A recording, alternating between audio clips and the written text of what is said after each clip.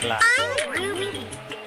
તો ત્યાં નાખો અને બેલને પછી કન્ફર્મ કરી દો અને વિડીયો પર પહેલા તો લાઈક કરો, મસ્ત તમે શેર કરી દીધો. ચાલો હવે આપણે વિડીયોની લાંબો કર્યા વગર દરબાર ચાલુ કરો. તો આજે કરીએ બાદબાકીના દાખલા. તો આજે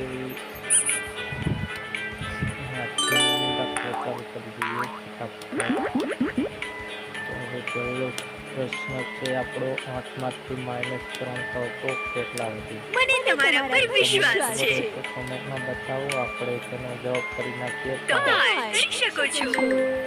પછી બીજું છે 5માંથી -2 કરવાથી કેટલો વધે? 5માંથી -2 કરે એટલે વધે 3. પછી 2માંથી -1 કરવાથી વધે 1 કમ્પ્લીટ થઈ ગયું. બીજું છે 6માંથી -5 એટલે 1. પછી 8માંથી -4 એટલે 4.